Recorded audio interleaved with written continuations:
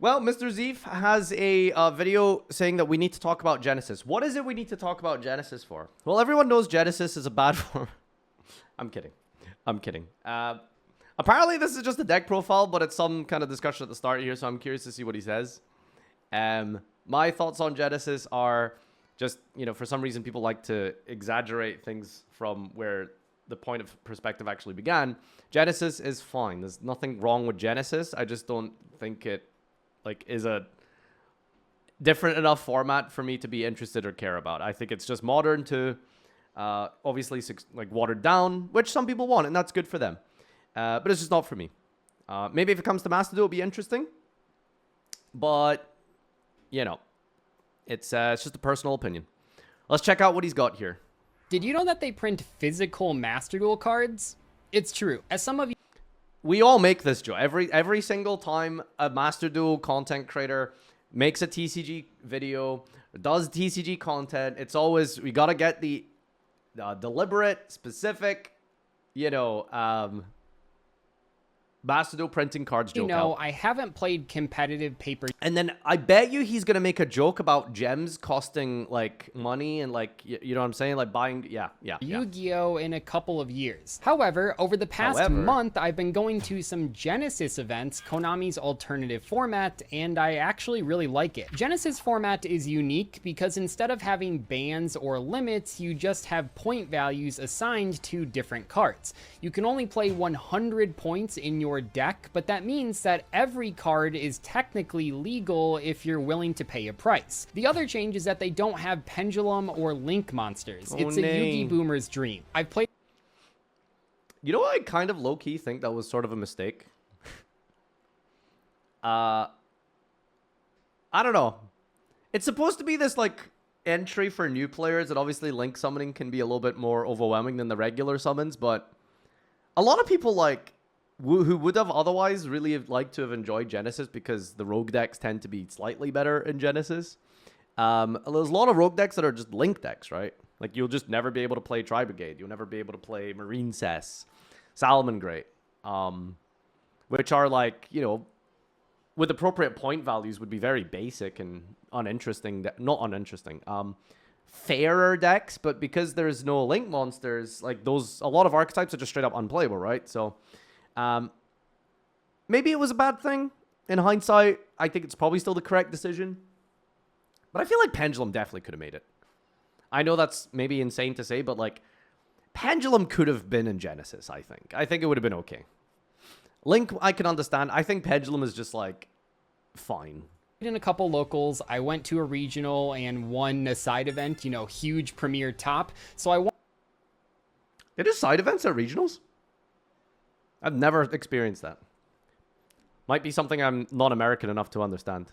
Wanted to go over my deck profile today and then kind of talk about my thoughts on the format. Like we used to do in 2019. Doug not uploading a deck profile since 2019 is crazy. Number one thing that gets clowned on a lot.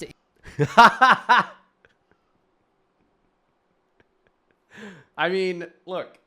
I may or may not be the biggest clowner of clowns when it comes to this specific line, but holy crap, dude. What a terrible, terrible, advertisement this was. Yesterday's gameplay, today's cards, it was just not it. That was not the right way to describe it. Is the tagline of yesterday's gameplay, but today's cards. No one seems to know what that means because yesterday is pretty broad. Are we talking about 2020? Are we talking about 2015? Are we talking about 2010? In my opinion, I would say that it feels most like 2019 through 2021. I will say... What year? Across the board that most of the games that I have played in Genesis format have been incredibly back and forth, which I really do like. I also like that it feels like people are playing all sorts of different decks. There are still standout meta strategies, of course. You're always going to have that. Cool Tune probably need more points. Magnet Warriors definitely need more points. The newer archetypes and decks tend to be the better decks. Same problem as Advance, right? I know you're going to counter that with, well, company needs to make money. God forbid a company makes money. They could have made money in other ways. It's still profitable and still possible to make infinite dollars. with a different strategy. So I don't want this to be like some crazy big macro discussion about Genesys and stuff, or make this into some sort of Edison versus Genesys argument. But there already was an alternative format in Yu-Gi-Oh! That was well established, that had high attendance. Regularly, every single event, they would overcap the Ultimate Time Wizard because there's just too many people attending, right? And you might wonder, well, how do you make Edison format profitable, right? Because once you buy a Blackwing deck, it's done. It's never going to adapt or change or buy new cards in a set ever again, right? Well, I think there's ways to make it profitable. There's this whole new overframe thing coming. Literally, this whole new overframe coming. Doug looks really mad here, so I'm going to change the pause. There you go. He looks a little bit more normal here. Can you imagine like a serialized overframe Grandmaster Rare frickin' Raikou or something? Can you imagine? Like, I don't know, just name like some crazy iconic historical card. Like, shit like that would have went hard. You know what I'm saying? Edison players are probably more rich than competitive players. Those people play with like max rarity Edison decks because they're all like 35 years old with like careers and jobs. Because they used to play Yu-Gi-Oh! When they were younger. Now they have money and they're older. You know what I'm saying? So, yeah, I'm just saying, like, if there's ways to make money in advanced format by selling all these new decks or whatever, you could have easily have done that with Edison, with Edison and Ultimate Time Wizard. Every prize card Trooper I've won was sold instantly to Edison players. Yeah, like, Edison players would be more than happy to get, like, some crazy all-art of, like, Valor. I mean, that already exists, but, you know, Caius and all of these different things. Like, you know, there's absolutely ways to have made money through Genesys. And the actual core Yu-Gi-Oh! Booster boxes, this, again, like, it's a whole other macro-level discussion, but core sets are just not well-designed products in general. So they have to come up with a way to build around that, or to design around that, and to sell around that, right? Like 100 new cards in Yu-Gi-Oh! Every 3 months. Like, that's just too fast of a cadence. Do you know what I mean? Like, you're never going to make a brand new powerful Yu-Gi-Oh! Deck every 3 months without severely falling short on game balance and exhausting players. You have to, like, create this essentially rotation ban list in order to sell the sets. And, you know, just all of, like, the problems that are associated with core sets. So their fix to that was, okay, well, you know all those, like, bad archetypes in core sets, like Kultun before, like, the new support? Because it was, like, you know, best deck in Genesys form, but before it became now the best deck in TCG. Same with Radiant Typhoon. Before it was fully meta in the TCG, these were all just best decks in Genesys, right? So all of these, like, 4/5 best decks in the core sets, well, they found a new format and home for them. Now, that sounds genius in theory, but you just end up with the same problems as Advanced does, but now it's in Genesys. Do you know what I'm saying? So core sets, in my opinion, first of all, have too many cards. Japanese core boosters, by the way, for comparison, have 80 new cards, not 100. And on top of that, of those 80 cards that they put in a new core set, I don't think they need to be all brand new cards. If you were to make like 20 out of those 80 cards, just staple reprints. Every single new core set, you just get a bunch of just random reprints in there. Put Ash Blossom in every fucking core set. Put Imperm in a core set. Put Valor in a core set. Put Forbidden Chalice in a core set. Book of Moon. You know what I mean? And now you have a product that has a bunch of random staples that people can get every single core set cycle. You still have your chase, cards. And on top of that, crazy idea, the core sets become draftable. And I think that's the biggest advantage there. So anyway, completely out of this realm of topic that Doug was talking about here, but I just wanted to give my perspective on this other thing. 1 minute, 30 seconds into the video, by the way. But I just wanted to share that, okay? That's, like, you know, I think it's important. need more points. Magnet Warriors definitely need more points. But overall, I really have enjoyed the matches that I've played. I also want to say that I really like how deck Magic, and that's not building really works good in this format. That is one of the best parts of Magic, buddy. What are you talking about? The fact that you can draft Magic sets, that's a very good thing. Now, don't get me wrong. Those sets have those problems associated with them. But every solution to a problem in something like a card game's core booster box, that's never going to be a... How would you describe it? You're always going to have to make concessions. You're always going to end up with weighing up pros and cons. Whenever you move a cog here, a cog changes over here. Whenever you shift a wheel here, a wheel changes over here, right? So it's about adjusting those knobs and getting a balance in a way that tries to cater to as many people as possible in a positive way to most amount of people. Because you're never going to make a product that's perfect for everyone. That's just the reality. So you need to try and make a product that's as good for as many people as you can possibly make it for. I actually was quite surprised at how much I enjoy building decks for Genesys. Every single point matters. It's not about just finding the best cards available and then putting 3 copies in your deck. It's about finding the best cards available for the points that you have left. I really enjoy the aspect of having to evaluate the opportunity cost when it comes to the points. That's actually the perfect term for what I was describing, the opportunity cost. And all of this, by the way, is like fantastic. I think Genesys, like conceptually, at like the core sort of like, you know, napkin math, R&D, pre-alpha, friends and family level is like a genius idea. I think it's great, right? This whole point system where you go into a deck builder and then you have to think about like, okay, if I play this card, it takes away this card. But then if I play that card, it can take away this engine, et cetera, right? Like that's unbelievably fun, cool, genuinely awesome aspect of Genesys. I just think the final execution and product is not where I would have liked to have been personally. I mean, yeah, it's essentially just boneless Duel Links banless, right?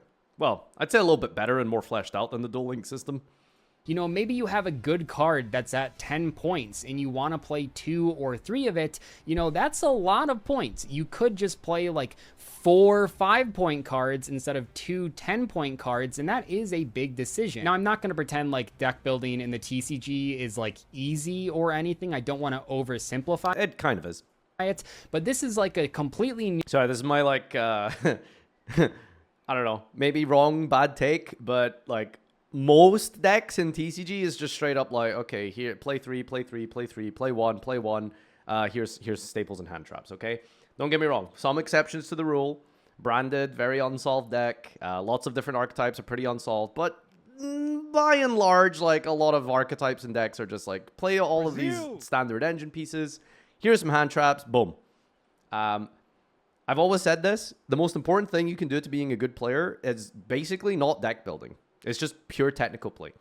Just literally copy paste the deck list from the last like semi big event, and you're good to go.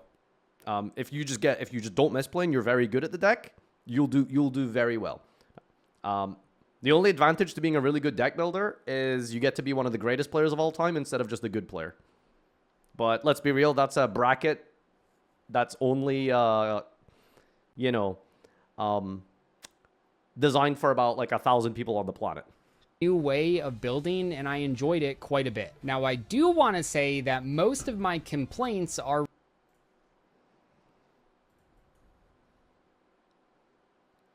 I wonder why DK banned this guy.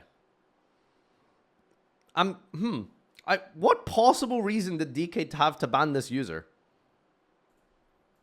Related to the points. I think most of the cards are where they should be, but the outliers are really obvious. They're trying to fix this card by card, but you can definitely tell when looking at some point values that they were working on this format for several years. Why were archetypes like Gladiator Beasts and Ninja and Sword Soul pointed so high on release, especially compared to newer, better archetypes? Have they even dropped those yet, by the way? Is Sword Soul still just like completely like overly pointed? I'm not sure those decks would see play, even if they had almost no points, so I don't know why they're pointed so much higher. Are they still like... They drop them, but you can't play them? Still overly pointed? Like, this goes back to, like, what I was saying earlier. This is the problem, right? The game balance isn't there. It's just about new cards, right? We don't want you to play, like, Sword Soul. We don't want you to play ninjas because we want you to play new cards. It's just that simple. You know, ninjas at 0 would probably be still terrible, right? I don't know how you put, like, Sword Soul just wouldn't be good without Tenyis. I'm sorry. Like, there's no link monsters, right? So it's just, again, I as much as like game balance is what they try to say is the reason for this, it's just not true. Ninjas is 0. But they finally put it to 0 because on release it was like unplayable. Than even some modern archetypes. Cool Tune, for example, is 66 points, which is about the same amount as a Sword Soul engine. What are we talking about? How is that true? Sword Soul and Cool Tune have the same point value. Like, how are you gonna sit here and pretend to me that this is like a balanced format, right? Like, it's just a vehicle to sell product. I'm sorry, you know, cynical, but that's just true. Like, are you kidding me? 3 Emergence, 3 Longwan, and 2 Chisha was 80 points. Yeah, and then if you also think about it, all the Tenyis have 101 points. If you know, kind of look at it that way. Because you can't play Link monsters. And they're a huge part of playing Sword Soul is the Tenyis. Right? How does that make sense? Another example is just that like the Book TCG, of though, Eclipse so what's changed? is Exactly, that's my points, point. Book of That's Moon is my entire 4 point. points? It's just What? like TCG. Like, Book of Moon is never going to see play at 4 points. It's just not going to happen. Why would you ever play Book of Moon over Book of Eclipse if Book of Eclipse is 1 less point? That actually makes a pretty big difference because it means a playset of Eclipse is 9 points while a playset of Book of Moon is 12 points, which is just like, yeah, way too much. You can also see this with cards like Forbidden Lance. Why is Forbidden Lance 3 points? Are we crazy? I just feel like there's so many cards that three could points be too much for toned Doug? down in their point values and it wouldn't really ruin the format. The pessimistic view is that they always want you to play the newest cards, but they have been pre-pointing things. You know, we didn't have to deal with like 0 point the Fallen and the Virtuous for a while, but there are undeniably cards that are newer that should be higher points and they aren't for seemingly no reason. A great example is Illusion Gate, which you'll see in my list. It's Regeki plus Monster Reborn, but it's 0 points. Regeki is worth 4 points. Monster Reborn, for some ridiculous reason, is also worth 4 points. So when you combine those two, how do you get a card that's worth 0? Now, I think it's definitely an oversimplification to just be like, you know, well, you know, they're the same card, but this one's better. It's like, I don't know. But yeah, in general, that's like, that's a great point, right? It's like, Illusion Gate is just, you know, it's a new card. We want you to play it. It's going to be 0. So that Illusion Gate will... Oh, is it actually once per duel? I didn't know that. Almost certainly be pointed on the next list. Maybe it'll be like Isn't the steel effect once per duel? Or Huh. I just realized it's 7, maybe it's 6 or 7. You know how it goes, but I think it probably could be around there, and that would make a lot more sense. I think it would even still see play. It's an incredibly strong board breaker, but there are a number of examples of these types of situations on the points list, and I really just don't want the format to be like TCG light. If Cool Tune is seen... He said it, not me. He said it. But that's like... That's the big issue, right? I'm just looking at TCG Lite. A ton of play in the TCG, I don't want to play against it in Genesys format. So I want them to put higher point values on newer decks in a way where, like, maybe they're still playable to some degree if you use all of your points on their engine cards, but I don't think it's fair when you can build a Cool Tune deck and the engine is 66 points and you have all those points left over for tech cards and hand traps and stuff like that. Magnet Warriors are an even crazier example where no magnet cards are pointed at all. Naturia Beast and None? Gallant Granite are, but it's just like a huge oversight to not hit any of the Magnet Warrior cards with at least a few points. And I think that going forward, they probably will hit more of them. I believe the only main deck pointed card for them is like Koakimiru Guardian, but please, please point some of those Magnet... Do you even play Koakimiru Guardian? And I think you can play like one? Warriors. Because you play like one Researcher? I haven't looked at a Magnet list in a while, actually. I like that deck a lot. I am building that deck in Genesis, but even I can admit that the cards need to be pointed. I just hope that over the next few adjustments, they spend a lot of time looking at the lower play rate cards that are pointed so that they can reduce the points on them to maybe have people actually put them in their deck. I don't think I've seen a single person put cards like Monster Reborn and Book of Moon and Forbidden Chalice into their decks. There's just no reason to. When you put a card at 100 points, you're pretty much guaranteeing that no one's gonna play it. But I don't think that should be true for the cards at 2 or 3 points. Why make cards unplayable by giving them a couple points instead of just leaving them at 0 for some people that might want to play them? Don't be... I feel like points feel like they only really make sense for actual played defensive cards like hand traps and stuff. Or archetype things that jigsaw between themselves to add up to a certain value. Like, let's just say archetype X, if you want to play it fully constructed in TCG, would come out at like 300 points in Genesis, right? I think this was the case with like Draco Tail, right? Like there was a format where Draco Tail was like arguably the best deck in Genesis months ago. It won my second Genesis tournament. You know, TCG Lite talking about here. But it basically like just had to substitute a ton of the engine pieces, right? And so the guy played like an invoked engine instead, and then severely, you know, cut down on like Ketu. I think he only played like one Ketu or like one Rahu. And then like maybe even like 2 Arthalion, 1 Arthalion even. And you just supplement it. So that is like a cool way of pointing archetypes in cards. It's when you basically force the players to come up with other engines or severely shake up the ratios. That's like interesting. But when you just put like, here's 2 points on Monster Reborn, it's like, Monster Reborn is a card you're probably just never going to play anyway, even if it was at 0, because like you would just rather it be like a defensive card, or your archetype or engine naturally just adds up to like a certain point value that putting in a Monster Reborn means sacrificing something far too important, like an engine piece or a hand trap. He's so afraid of 0-cost Monster Reborn. I doubt it's going to make a difference. Anyway, that was the summary of what I like and dislike about Genesis format. Let's jump into the profile now so I can kind of talk about my list. All right, let's see if I remember how to do this. So here is my deck profile for Exo Sisters, and I will mention that I've played like a slightly different build every single week, so I do have some tech options that I want to talk about as we go along here. I don't think that Exo Sisters are a solved deck. I mean, obviously the engine in the list. Okay, so the rest of the video is just a deck profile, which is fair enough and cool and based, but I did want to take a little look at the discussion here. So that's interesting. Well, that's Doug's videos. I'm surprised that like we pretty much seem to agree on a lot of it, but also, you know, just the critical point of like disagreeing on the specifics of the concept of Genesis and what its end goal is supposed to be and what the resultant goal actually is. I feel like is different to what he thinks it is. Which is fine, you know, it's whatever, difference of opinion.